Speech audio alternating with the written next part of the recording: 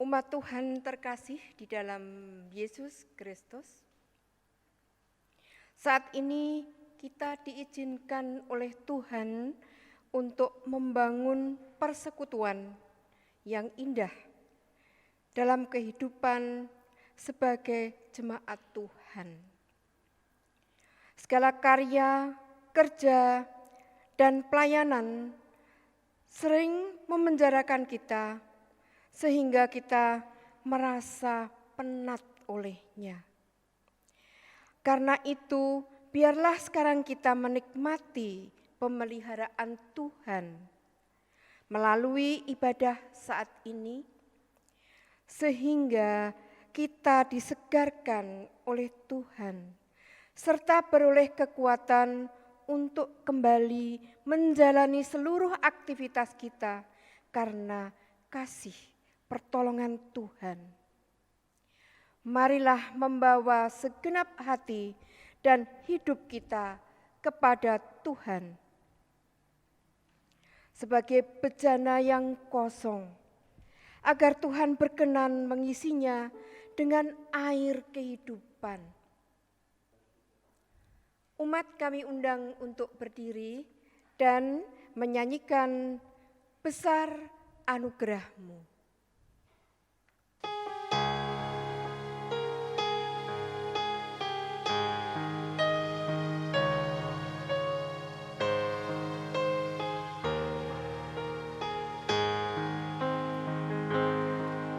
Besar anugerah-Mu, melimpah bagiku. Semakin hari, semakin bertambah. Besar anugerah-Mu.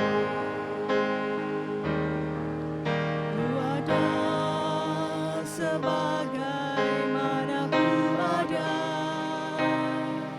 berdiri menghadap tahta-Mu Bapa, semua karena anugerah-Mu yang telah selamatkanku.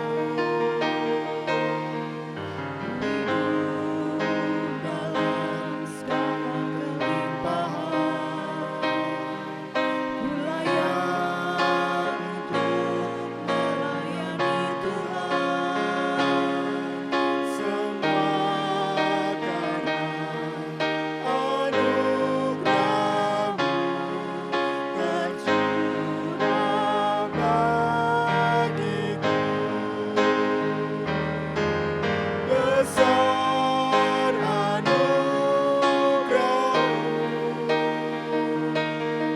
melimpah bagiku.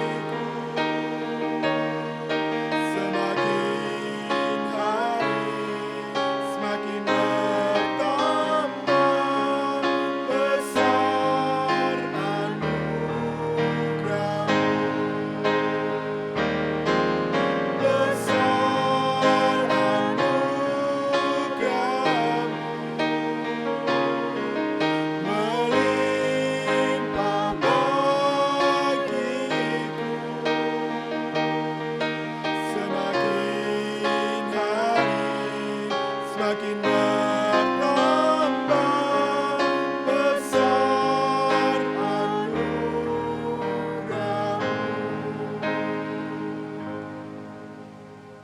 Ibadah ini kita khususkan dengan pengakuan bahwa Tuhan pencipta dan pemelihara langit dan bumi adalah sumber pertolongan kita.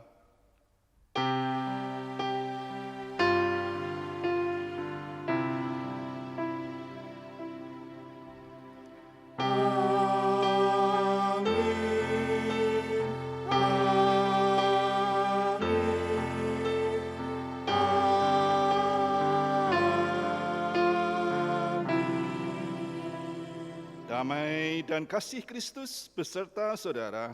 Dan beserta saudara juga. Silakan duduk. Saudara-saudara yang dikasihi Tuhan, dalam perjalanan hidup yang kita tempuh, tidak semua hal menyenangkan dan sesuai harapan. Kadang derita mendera, kesulitan menghimpit, beban begitu berat menekan. Begitu banyak keluarga-keluarga yang harus bergumul dengan berbagai dinamika kehidupan. Tema perayaan iman kita kali ini adalah Kristus Raja yang adil dan peduli. Melalui tema kita ini, kita diajak untuk memahami dengan benar tentang dua sifat Allah yang hakiki, yaitu adil dan peduli.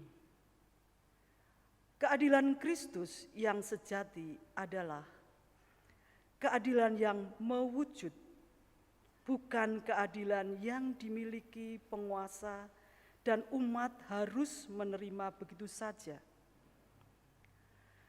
Namun keadilan yang mewujud adalah keadilan yang peduli, keadilan yang disertai karya nyata, bukan keadilan yang berhenti di kata sifat, namun keadilan yang menjadi kata kerja. Keadilan Kristus adalah kepedulian kepada umatnya, kepedulian kepada seluruh makhluk ciptaannya. Melalui tema ini pula kita diajak untuk meneladan kepedulian Kristus sebagai wujud nyata iman kepada Kristus. Pertanyaan bagi kita, sudahkah kita peduli kepada sesama kita?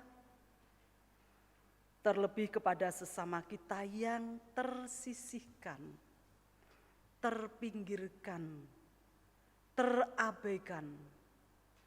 Sudahkah kita mempraktekkan rasa peduli itu dengan tulus hati? Bila kita mau jujur, kita masih jauh dari teladan yang Kristus ajarkan kepada kita. Sudah sepantasnya kita merasa malu dan dengan kerendahan hati mengakui dosa kita di hadapannya. Mari kita berdoa.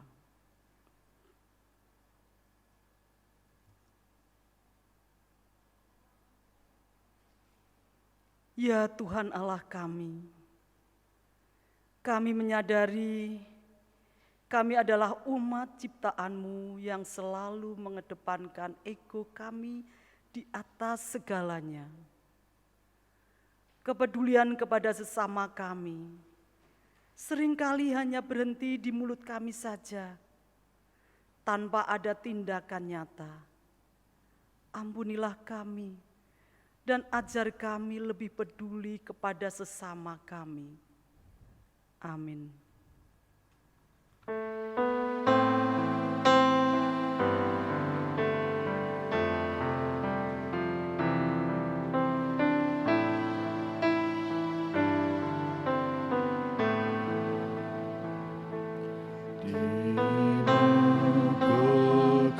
Betapa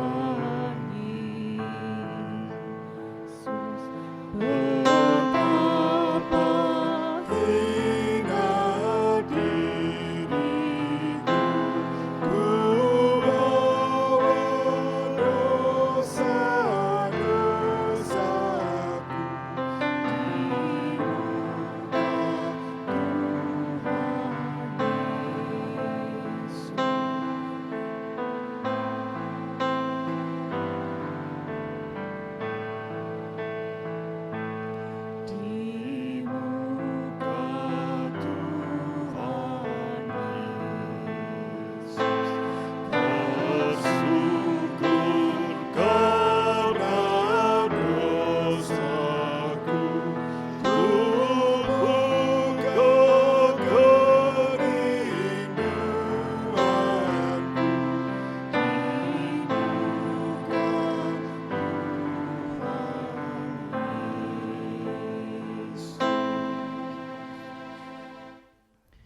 dalam kasih dan kemurahan-Nya, Tuhan berkenan menyatakan anugerah pengampunan bagi setiap orang berdosa yang bertobat.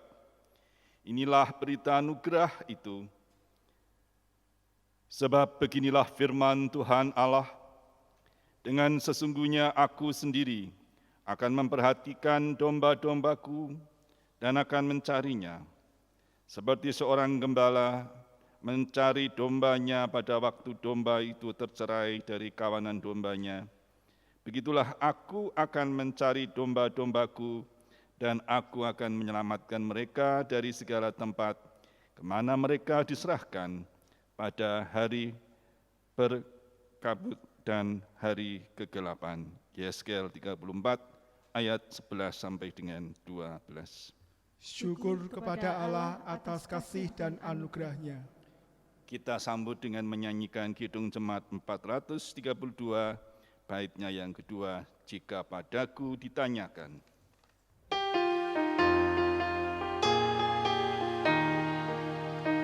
Kepadaku ditanyakan, apa akan ku sampaikan pada dunia yang penuh dengan cobaan. Aku bersaksi dengan kata tapi juga dengan karya menyampaikan kasih Allah yang sejati. tak tersedia bagi kita pengampunan dan anugerah keselamatan dalam kasus puteranya. Kerajaan Allah penuh kurnia, itu berita bagi isi dunia. Silahkan duduk kembali. Mari kita bersatu di dalam doa epiklesi. Allah Bapa di surga, Allah yang kekal yang kami kenal dalam Yesus Kristus Tuhan kami, Kau telah mengutus Roh-Mu yang kudus ke dalam hati kami, sehingga ketika kami datang untuk menyembah-Mu, kami datang beribadah kepada-Mu. Sejak sebelum kami datang kepada-Mu, Roh-Mu yang kudus telah menuntun kami. Dan demikian pula saat ini ketika kami membuka hati dan pikiran kami kepada-Mu, biarlah Engkau urapi kami dengan roh pengertian dan wahyu, sehingga Roh Kudus menyingkapkan apa yang benar, apa yang berkenan, dan apa yang menjadi jalan-jalan-Mu dan kehendak-Mu. Berfirmanlah, ya Roh Kudus, kami siap mendengarkan. Di dalam nama Tuhan Yesus Kristus, amin. Pembacaan firman Tuhan terambil dari Injil Matius 25, Injil Matius 25, ayat 31 sampai dengan ke-45, yang demikian. Apabila Anak Manusia datang dalam kemuliaannya, dan semua malaikat bersama-sama dengan Dia, maka Ia akan bersemayam di atas tahta kemuliaannya. Lalu semua bangsa akan dikumpulkan di hadapannya, dan Ia akan memisahkan mereka seorang daripada seorang, sama seperti gembala memisahkan domba dari kambing, dan Ia akan menempatkan domba-domba di sebelah kanannya, dan kambing-kambing di sebelah kirinya. Dan raja itu akan berkata kepada mereka yang di sebelah kanannya, mari, hai kamu yang diberkati oleh Bapa-Ku, terimalah kerajaan yang telah disediakan bagimu sejak dunia dijadikan. Sebab ketika aku lapar, kamu memberi aku makan. Ketika aku haus, kamu memberi aku minum. Ketika aku seorang asing, kamu memberi aku tumpangan. Ketika aku telanjang, kamu memberi aku pakaian. Ketika aku sakit, kamu melawat aku. Ketika aku di dalam penjara, kamu mengunjungi aku. Maka orang-orang benar itu akan menjawab Dia, katanya, Tuhan, bilakah kami melihat Engkau lapar, dan kami memberi Engkau makan, atau haus, dan kami memberi Engkau minum? Bila manakah kami melihat Engkau sebagai orang asing, dan kami memberi Engkau tumpangan, atau telanjang, dan kami memberi Engkau pakaian? Bila manakah kami melihat Engkau sakit, atau dalam penjara, dan kami mengunjungi Engkau? Dan raja itu akan menjawab mereka, Aku berkata kepadamu, sesungguhnya segala sesuatu yang kamu lakukan untuk salah seorang dari saudaraku yang paling hina ini, kamu telah melakukannya untuk aku. Dan ia akan berkata juga kepada mereka yang di sebelah kirinya, enyahlah dari hadapanku, hai kamu orang-orang terkutuk, enyahlah ke dalam api yang kekal, yang telah sedia untuk iblis dan malaikat-malaikatnya. Sebab ketika aku lapar, kamu tidak memberi aku makan, ketika aku haus, kamu tidak memberi aku minum, ketika aku seorang asing, kamu tidak memberi aku tumpangan, ketika aku telanjang, kamu tidak memberi aku pakaian, ketika aku sakit dan dalam penjara, kamu tidak melawat aku. Lalu mereka pun akan menjawab dia, katanya, Tuhan, bila manakah kami melihat engkau lapar, atau haus, atau sebagai orang asing, atau telanjang, atau sakit, atau dalam penjara, dan kami tidak melayani engkau? Maka ia akan menjawab mereka, aku berkata kepadamu, sungguhnya segala sesuatu yang tidak kamu lakukan untuk salah seorang dari yang paling hina ini, kamu tidak melakukannya juga untuk aku. Demikianlah firman Tuhan. Yang berbahagia ialah mereka yang mendengarkan firman Tuhan dan yang memeliharanya. Haleluya.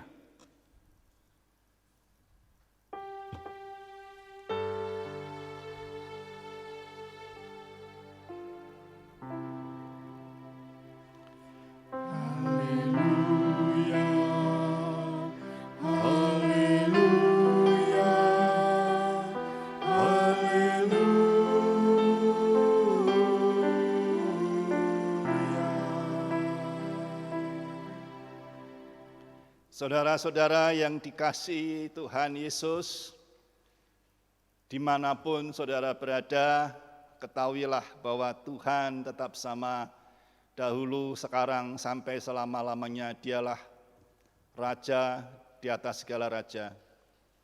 Dan apa yang disampaikan di dalam firman Tuhan pada hari ini sebenarnya juga merupakan suatu hal yang sudah sering kita dengarkan.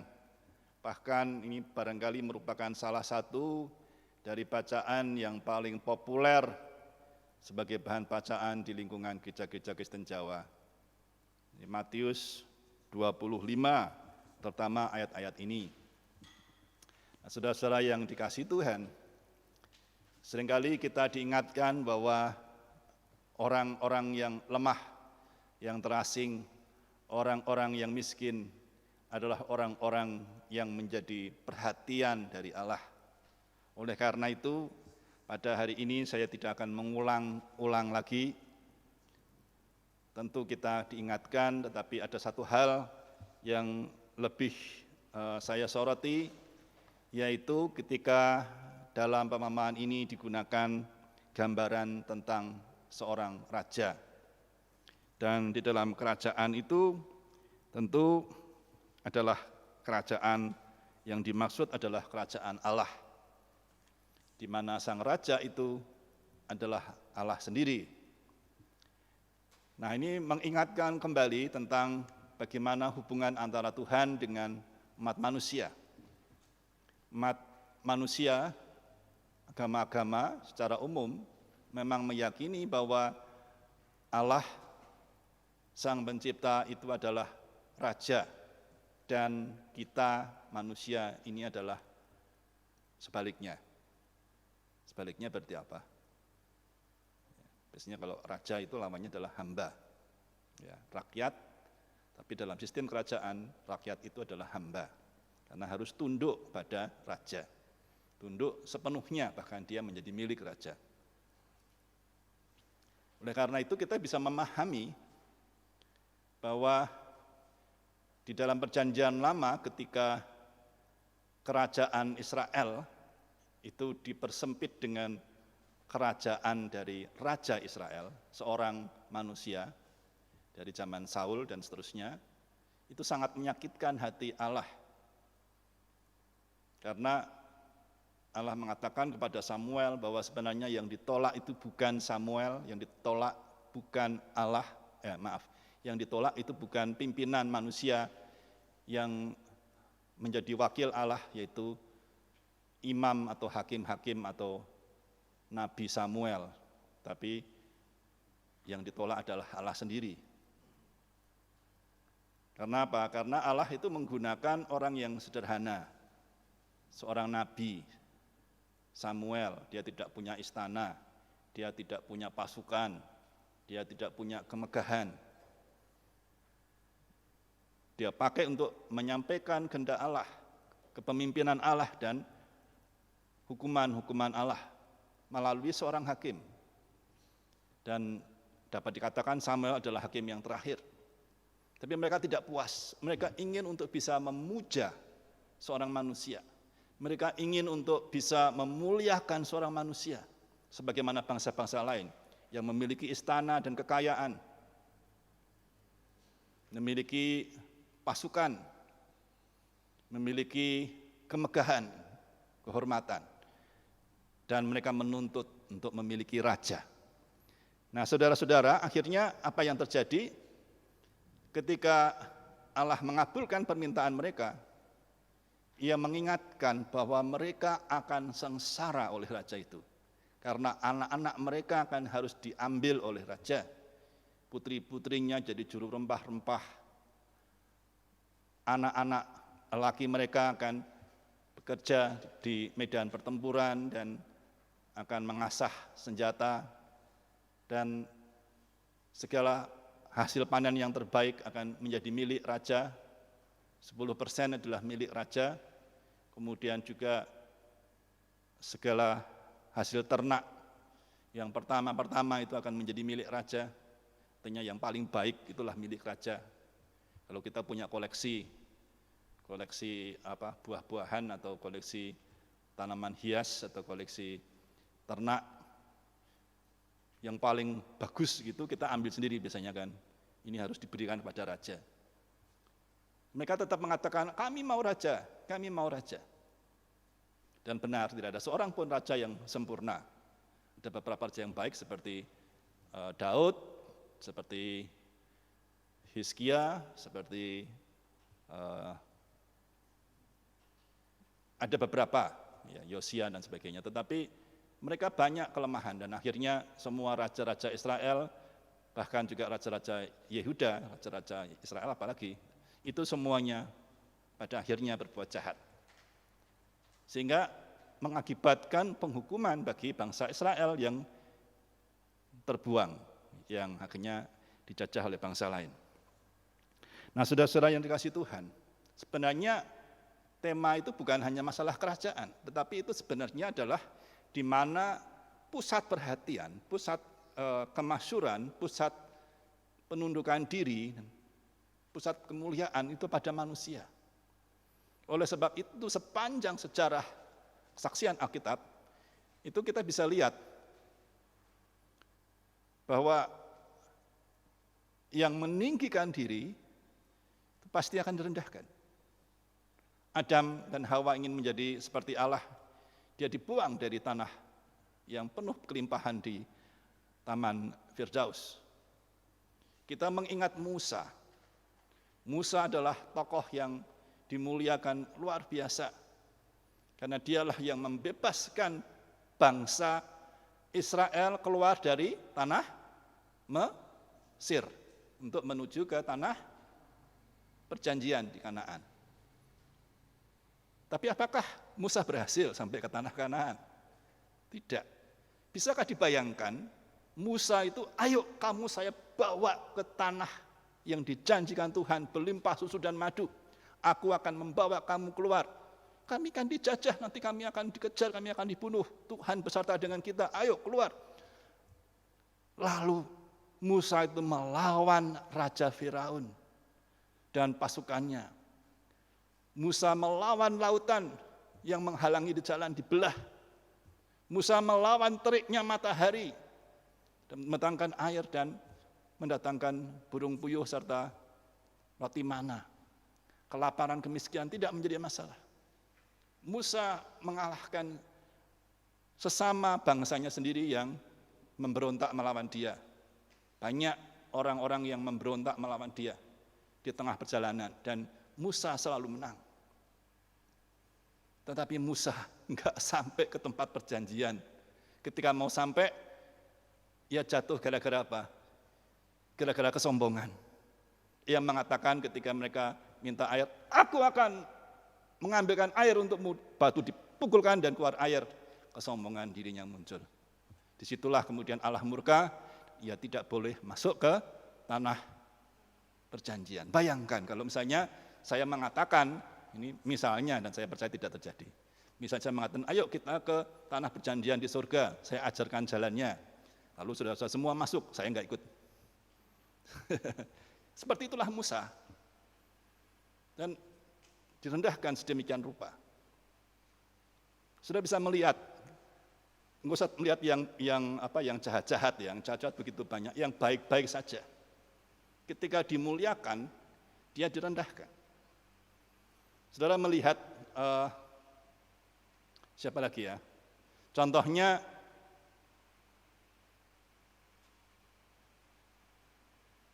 Perjanjian Baru ada rasul-rasul. Ada Simon Petrus yang dengan bayang-bayangnya dilewati bayang-bayangnya Petrus itu orang sembuh. Kemudian Petrus dipenjara. Kemudian Petrus harus disalibkan dan dia memilih salibkan terbalik. Saudara mengerti juga Rasul Paulus, sapu tangannya saja bisa menyembuhkan orang-orang. Tapi Rasul Paulus pada akhirnya dia juga harus di Roma, dia memberitakan Injil, tapi akhirnya dia harus mengalami kematian sebagai martir juga. Dan begitu banyaknya tokoh-tokoh yang baik pun, ketika sampai di kemuliaan, ujungnya itu adalah perendahan. Bahkan Yesus sendiri pun mengalami demikian. Ketika Yesus mengalami pemujaan, Hosana, Hosana, bagi anak raja, bagi anak Daud. Sebelumnya, Yesus pernah loh itu waktu dikatakan guru yang baik. Sebagai manusia, Yesus mengatakan, kenapa engkau katakan aku baik? Hanya satu yang baik, yaitu Bapa. Dia merendah loh itu Yesus. Walaupun dia sebenarnya berasal dari Allah sendiri. Dia adalah firman Allah. Tapi pada waktu itu tidak. Yesus tetap dimuliakan sampai masuk Yerusalem, dan setelah sampai Yerusalem, dia ditangkap, dianiaya, dan mengalami penderitaan. Tapi dia tetap setia mengalami semua itu, penderitaan itu, dan dia menang sampai akhir dan bangkit. Nah, oleh karena itu, ketika dunia melihat segala sesuatu, mereka akan bisa melihat bahwa manusia itu seperti dalam situasi cokro manggilingan gitu ya. Situasi di mana seperti roda yang berputar, roda pedati yang berputar. Di mana kalau sudah pernah di atas akan di bawah, kalau pernah di bawah akan di atas. Itu orang Jawa sering meyakini seperti itu. Karena melihat niteni kehidupan orang-orang. Dan sepanjang beberapa generasi zaman yang saya ikuti dari zaman Orde Baru, selama saya tidak mengalami, sudah saya bisa melihat bagaimana memang orang yang begitu dimuliakan di Orde Baru bisa jatuh. Dan sampai zaman sekarang pun setiap orang yang memegahkan diri bisa ditinggikan, setiap orang yang merendahkan diri, orang yang meninggikan diri akan bisa direndahkan, dan setiap orang yang merendahkan diri akan bisa ditinggikan. Kita ingat seorang pemimpin negara adikuasa yang luar biasa kekayaannya, tapi juga kekuasaannya. Ketika ia menjadi seorang presiden, ia mencibir orang-orang yang menggunakan masker. Ini kebetulan ini kena taping, saya enggak pakai masker, tapi saya lepas sekarang. Tapi kalau itu seperti minggu lalu, saya pakai. Nah, di dalam pemilihan presiden baru saja kita tahu, dia kalah suara akhirnya. Bahkan sebelum dia kalah suara, dia mengalami kena COVID-19. Jadi dia kehilangan kesempatan untuk kampanye sekian lama, gara-gara dia harus dipulihkan dulu. Begitu mudahnya Allah membalik keadaan orang-orang sombong, orang-orang yang suka merendahkan orang lain. Ada orang-orang yang mengagung-agungkan tokoh tertentu, apakah itu pendeta, apakah itu kiai, apakah itu seorang pemimpin masyarakat, apakah dia seorang imam besar. Dan kita tahu bagaimana ketika begitu dipuja-puja, dipuji-puji, disambut seperti raja, walaupun mungkin ada imam besar yang mengaku sebagai imam besar yang sebelumnya mengalami kondisi sebagai buron, karena waktu itu kan dipanggil, dia lari ke luar negeri alasannya karena ibadah, tapi kemudian kembali lagi malah dipuja-puja. Akhirnya siapa yang melawan dia ketika aparat tidak menangkap segera? Yang melawan dia justru seorang yang direndahkan oleh masyarakat, dianggap perempuan yang tidak baik begitu ya, walaupun dia seorang selebriti. Saya nggak sebut namanya, tapi kita tahu bahwa itu bukan suatu yang di luar dari kendali Tuhan. Tuhan menunjukkan siapapun Tuhan bisa pakai. Tidak ada manusia yang layak untuk meninggikan diri, yang namanya pendeta, yang namanya pemimpin, pejabat, yang namanya nabi, imam, raja, tidak ada seorang pun yang layak untuk meninggikan diri, karena ketika meninggikan diri, maka akan direndahkan. Dan itu prinsip itu sangat sederhana. Kenapa? Karena raja itu hanya Allah. Makanya Allah mengatakan, kasihlah Tuhan Allahmu dengan segenap hatimu, dan dengan segenap jiwamu, dan dengan segenap akal budimu. Artinya bahwa itu sebenarnya Tuhan, Allah, penguasa, itu hanya Allah Bapa. Dan Yesus menjadi model manusia, walaupun dia sendiri sebenarnya adalah firman Allah sendiri, tapi dia menjadi model bagaimana manusia itu mau menjadi seorang hamba, merendah, bahkan menerima walaupun ia diperlakukan dengan tidak adil. Tapi dia tetap menyatakan kebenaran, sehingga kebenaran itu sendiri akan membebaskan dia pada waktunya. Ketika orang-orang tahu bahwa pemerintah Romawi itu salah, yang telah menjatuhkan hukuman salib kepada Yesus, maka akhirnya kekaisaran Romawi, dalam hal itu Nero itu ditumbangkan oleh rakyat sendiri. Akhirnya pemerintahan Romawi itu di saat kemudian percaya kepada Kristus, mengakui Kristus sebagai juru selamat dan sebagai raja mereka.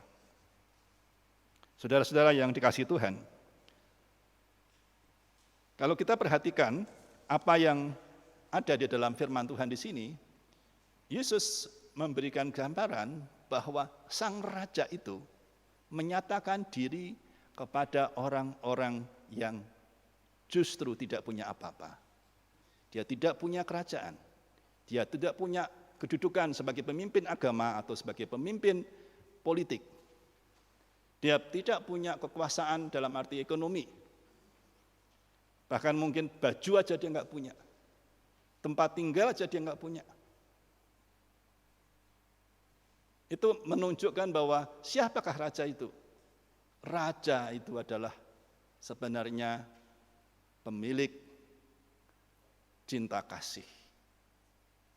Oleh karena itu seorang yang memiliki kekuasaan otoritas, seorang yang memiliki kekuasaan, raja itu, yang memiliki kerajaan surga itu, dikatakan sebagai bapa. Karena seorang bapa itu memerintah bukan untuk kepentingan bapaknya, tapi memerintah untuk kepentingan anak-anaknya. Supaya anak-anaknya itu berjalan di dalam jalan yang menyelamatkan. Mereka tidak jatuh dalam bahaya. Seorang ibu memberikan vaksin imunisasi kepada anaknya itu bukan untuk menyakiti anaknya, tapi untuk menyelamatkan. Seorang raja Allah sendiri memberikan hukum-hukumnya bukan untuk membelenggu, bukan untuk menyengsarakan, tapi sebagai jalan keselamatan. Tapi jalan keselamatan itu sendiri tidak diikuti, Taurat itu tidak diikuti. Bahkan tidak ada seorang pun yang mengikuti Taurat dengan sempurna. akhirnya Yesus sendiri, firman Allah itu, Taurat yang baru itu, menjadi kehidupan yang perlu diikuti. Kalau bicara tentang hukum, aturan, jangankan membaca kitab imamat saja, itu banyak orang yang sudah pusing melihat aturannya. Tapi ketika melihat kehidupan Yesus, orang punya gambaran yang jelas, oh begitu. Ketika ada orang berdosa, Yesus tidak fokus pada dosanya, tapi fokus pada permasalahan, pada beban yang dihadapi oleh orang itu. Sehingga ketika orang itu diberi perhatian, lalu diajak untuk meninggalkan dosa-dosanya, ia akan melakukannya dengan sukarela, bukan karena takut. Ketika seorang perempuan dapatan berzina, dia katakan, aku tidak akan menghukum engkau, pergilah dan jangan berbuat dosa lagi. Tapi ketika ia melakukan pembelaan terlebih dahulu, supaya dia tidak mengalami penganiayaan, bahkan pembunuhan oleh orang-orang lain. Demikian pula ketika ia datang kepada Lazarus, datang kepada Sakeus, seorang pungut cukai yang dikatakan sebagai orang yang munafik, orang berdosa. Tapi ketika dia bertobat, dia meninggalkan segala kesalahannya dalam dia memungut pajak, bea cukai dan sebagainya. Dia akhirnya bertobat dan mengikuti Yesus. Ketika Yesus datang kepada para nelayan orang-orang miskin yang tidak mendapat ikan, mereka datang kepada Yesus.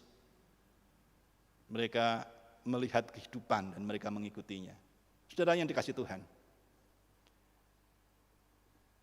ada banyak orang mengajarkan di sini tentang ayo bantulah orang miskin, ayo bantulah orang-orang sakit, orang-orang yang terpenjara, orang-orang yang tidak punya apa-apa.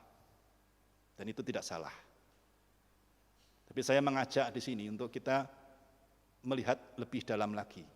Sebenarnya yang pada hari ini Tuhan hendak katakan adalah tinggalkanlah kerajaanmu sendiri. Tinggalkanlah apa yang kau muliakan, apakah itu adalah namamu, jabatanmu, kekayaanmu, keluargamu, orang-orang yang kamu banggakan sebagai buah pekerjaanmu, segala prestasimu, segala track recordmu, segala pelayananmu, segala pekerjaanmu. Balik semua, itu semua karena Tuhan. Itu semua karena anugerah. Aku tidak punya apa-apa. Baru kemudian kita dibenarkan di hadapan Allah. Karena Yesus mengajarkan di dalam berdoa pun, jangan seperti orang Lewi yang mengatakan, bersyukur Tuhan, karena aku tidak seperti orang berdosa ini. Tapi yang mengatakan yang benar. Seperti seorang pemungut juga yang menundukkan diri dan merebahkan diri, mengatakan, aku ini orang berdosa, Tuhan, ampuni kami orang berdosa. Aku ini orang berdosa. Dan ketika orang merendahkan diri, di situ Tuhan ada. Karena Tuhan itu tidak bisa bersama-sama di dalam kesatuan dengan orang yang meninggikan diri. Masa ada dua raja? Kan tidak bisa. Tapi ketika ada seorang hamba dan raja, itu baru cocok, baru benar. Logikanya seperti itu. Jadi nggak bisa itu namanya orang meninggikan diri lalu bersama-sama dengan Tuhan. Walaupun dia pakai ayat pun, dia pakai mujizat sekalipun, tapi kalau dia meninggikan diri, itu tidak akan cocok. Tapi ketika ia meninggikan Yesus dan hanya karena Yesus, maka Yesus akan menyatakan dirinya. Itulah sebabnya dikatakan bahwa Tuhan mengerti bahwa kita ini debu. Sejak semula kita ini debu, kita ini adalah benda yang mati. Hanya karena roh Allah yang dihembuskan, nafas Allah dihembuskan, kita menjadi hidup. Dan roh itu bicara tentang kehidupan. Roh Kudus memberi kehidupan Kristus. Kalau tidak ada kehidupan Kristus, maka ayat yang terakhir tadi yang terpotong itu sebenarnya adalah tempatnya adalah siksaan yang kekal. Saya harus katakan ini, nggak bisa ditutup-tutupi. Tetapi ketika ada Kristus di situ, ketika kita menghidupi dan mau menyangkal diri, mau memberi diri, aku ini bukan siapa-siapa, tapi aku mau memberi hidupku, pekerjaan Tuhan. Di situ Tuhan ada, dan di situ aliran air hidup akan kita rasakan. Amin. Mari kita mengambil saat teduh.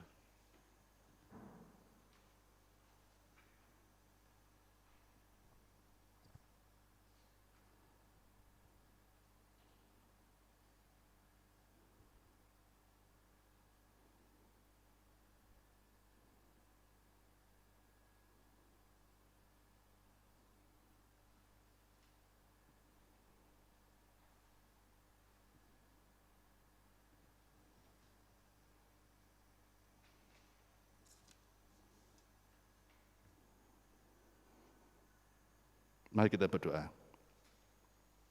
Bapa di surga, Bapa yang memiliki kerajaan surga, Engkau adalah Bapa yang setia.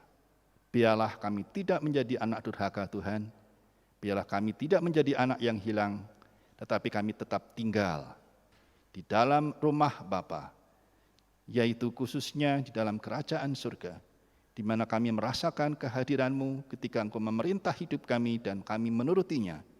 Dan kami melalui jalan-jalan yang Engkau ajarkan kepada kami. Dan kami melihat bagaimana Engkau menolong kami dan membuat kami dapat menjadi yang menolong orang-orang yang kesusahan, yang menderita karena Tuhan beserta dengan kami. Dalam nama Tuhan kami Yesus Kristus, kami menyerahkan semuanya dengan iman dan syukur kami. Amin.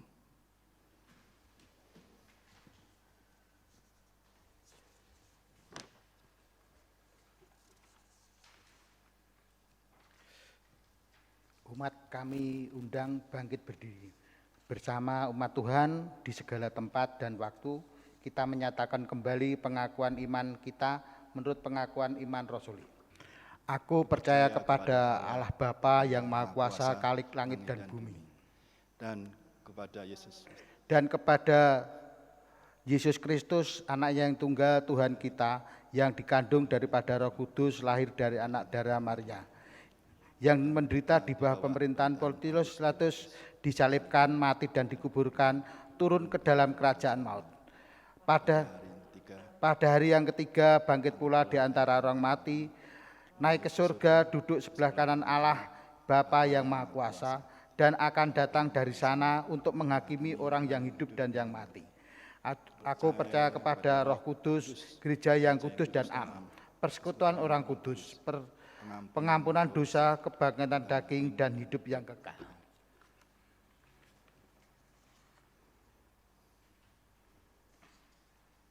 Silakan duduk kembali. Mari kita bersama-sama menaikkan doa syafaat. Bapa di surga, Allah yang kekal yang kami kenal dalam Yesus Kristus, kami tahu Tuhan bahwa Engkau adalah pemilik langit dan bumi dan segala isinya, segala sesuatu tidak ada yang tersembunyi dari-Mu Tuhan. Kalaupun pada hari ini kami tidak bisa melaksanakan ibadah secara tatap muka Tuhan, tetapi kami tahu Tuhan bahwa Engkau hadir, Engkau adalah roh. Kami tak percaya Tuhan bahwa Engkau tidak ditentukan oleh istana atau oleh bait Allah, atau tempat gedung yang megah Tuhan, tetapi di mana Engkau memimpin menjadi raja kami di situ Tuhan, kami percaya bahwa Engkau hadir. Karena sesungguhnya Engkaulah raja yang layak untuk ditinggikan, dimuliakan sampai selama-lamanya. Engkau telah memimpin kami sepanjang ibadah ini Tuhan, dan kami percaya sampai dengan usai Engkau juga sertai kami. Tapi kami juga ingat bahwa ada saudara kami yang sakit, biarlah Engkau sembuhkan mereka ya Bapa. Mereka yang sedang berduka, Engkau beri penghiburan. Mereka yang menghadapi kesulitan, Engkau juga memberikan pertolongan. Anak dan cucu kami yang sedang belajar, Engkau juga berkati ya Tuhan. Yang mencari pekerjaan, mencari pasangan hidup juga Engkau tolong berikan yang tepat ya Bapa. Kami juga menyerahkan untuk para pelayan-pelayan-Mu, penatua, diakan, pendeta, seluruh pengurus wilayah, seluruh pengurus di dalam kepanitiaan Natal dan kepanitiaan yang lain. Demikian pula Tuhan untuk seluruh tenaga gereja, seluruh pengurus di dalam persekutuan khusus, baik adiuswo, dewasa, dewasa muda, pemuda remaja, serta sekolah minggu. Kami menyerahkan juga untuk para tenaga atau pelayan-pelayan-Mu Tuhan di dalam, khususnya di dalam pelayanan ibadah, serta juga para mahasiswa yang bersama-sama melayani. Kami percaya Tuhan, Engkau juga menyerahkan ke dalam segala pimpinan-Mu, segala pekerjaan mereka itu Tuhan. Kami percaya bahwa Engkau menyertai mereka. Kami juga berdoa untuk para pelayan-Mu dalam pelayanan yang lebih luas, baik di lingkup Kristiani, Okumene, di lingkup PKGS, di lingkup Klasis, Sinode, PGI, wilayah, dan dimanapun mereka berada. Bahkan di tempat bekerja, di tempat-tempat di mana mereka melayani, Tuhan Engkau sertai dan Engkau berkati. Ya Allah Bapa di surga, kami juga menyerahkan ke dalam tangan kasih-Mu untuk pemerintah bangsa kami. Engkau berikan roh yang taat dan kemampuan kepekaan Tuhan untuk melangkah dalam situasi yang sulit Tuhan, baik tekanan secara politik maupun tekanan secara fisik karena pandemi yang semakin meluas.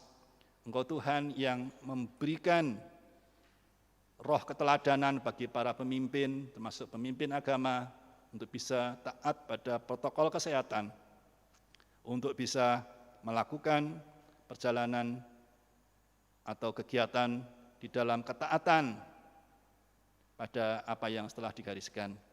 Dan setiap kebijakan serta putusan yang diambil baik terkait dengan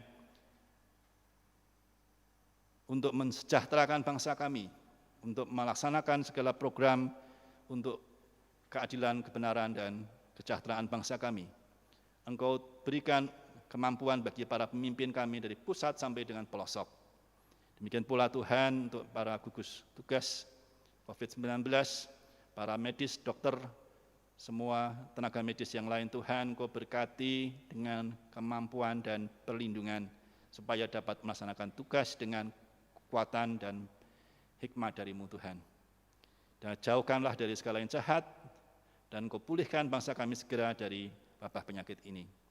Demikian pula Tuhan, ancaman bencana alam, serta perubahan cuaca, serta hal-hal yang mungkin mengganggu kami Tuhan, itu dapat kami tanggung semua di dalam kekuatan dari Tuhan sendiri, yang adalah sumber segala damai, sejahtera, dan pertolongan. Kami juga serahkan untuk para umat-Mu di seluruh dunia yang menghadapi aniaya, kesulitan, teror, penyakit, pandemi, serta kemiskinan, kelaparan, kesulitan-kesulitan baru, PHK, serta banyak masalah-masalah ekonomi. Tuhan, Engkau yang adalah sumber pertolongan, Engkau menjadikan segala sesuatu baik, dan Engkau menjadikan segala sesuatu tertuju seturut dengan rencana-Mu. Kami serahkan hidup kami seluruhnya kepada-Mu, sebagaimana kami berdoa kepada-Mu, karena kami tahu Tuhan, bahwa Engkau-lah Allah kami, yang mengajar kami di dalam Yesus Kristus untuk berdoa demikian.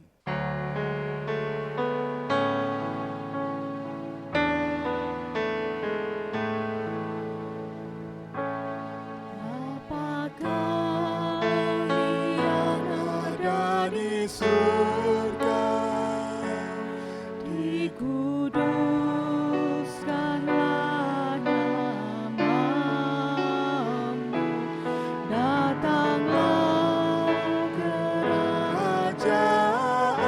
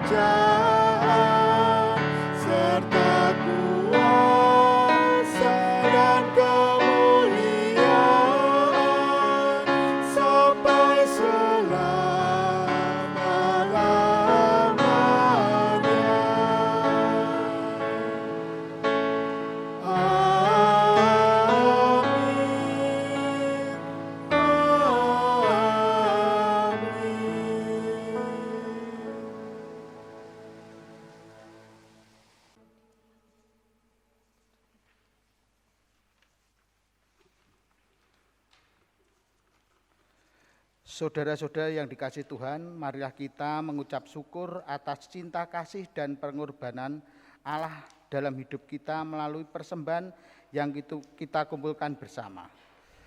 Mari kita mengingat sabda Tuhan. Masuklah melalui pintu gerbangnya dengan nyanyian syukur ke dalam perataranya dengan puji-pujian. Bersyukurlah kepadanya dan pujilah namanya, sebab Tuhan itu baik, kasih setianya untuk selama-lamanya, dan setianya tetap turun-menurun. Mazmur 100 ayat 4 dan 5. Persembahan dapat dikumpulkan melalui ketua wilayah masing-masing. Kita haturkan persembahan kita sambil memuji namanya dari Kidung Jemaat 433, bait yang pertama, 2, dan 3. Aku suka membagi.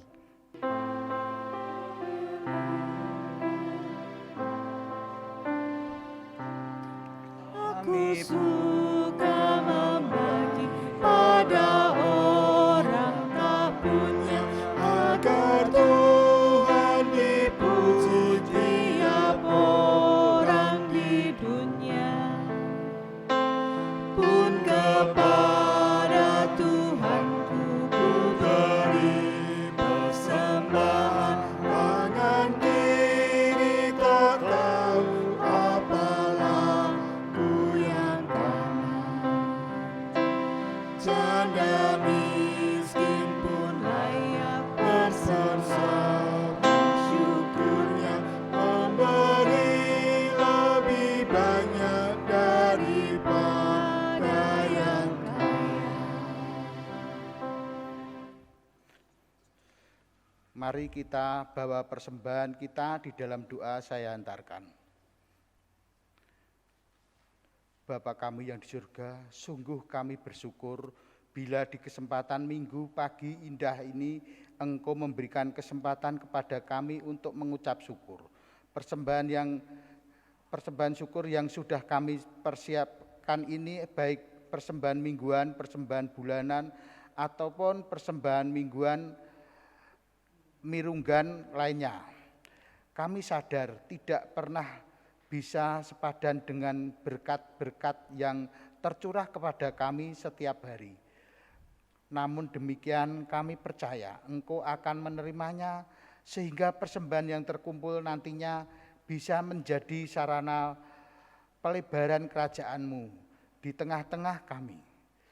Kepada majelis yang Engkau pilih untuk mengelola persembahan ini, kiranya Engkau beri roh takut akan Tuhan, sehingga persembahan ini sungguh-sungguh bisa menjadi sarana kehidupan pelayanan umat di GKJ Karangalit. Demikian Bapa, ucap syukur kami. Dan bila di dalam kami mengumpulkan persembahan terselip dosa, kami mohon ampun di dalam Tuhan Yesus kami sudah berdoa dan mengucap syukur. Amin.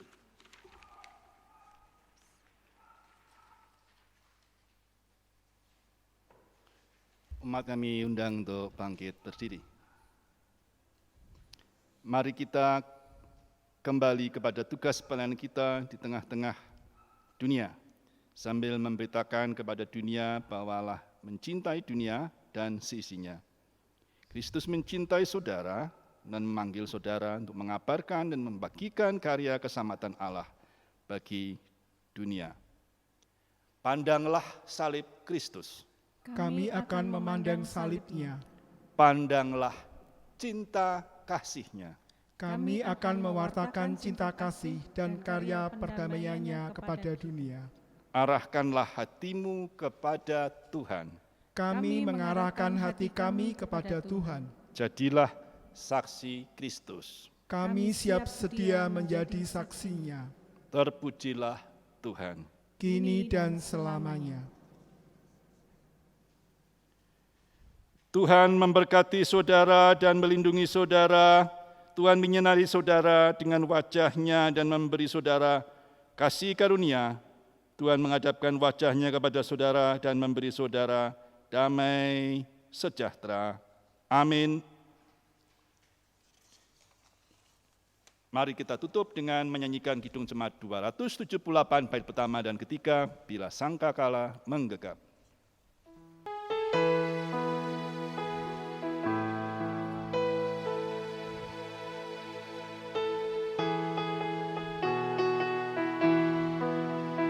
Bila sangkakala menggegap dan zaman berhenti, fajar baru yang abadi merekam. Bila nanti dibacakan nama orang tertebus, pada saat itu aku pun sedang. Bila nama dibacakan, bila nama dibacakan, bila nama dibacakan, pada saat itu aku pun serta.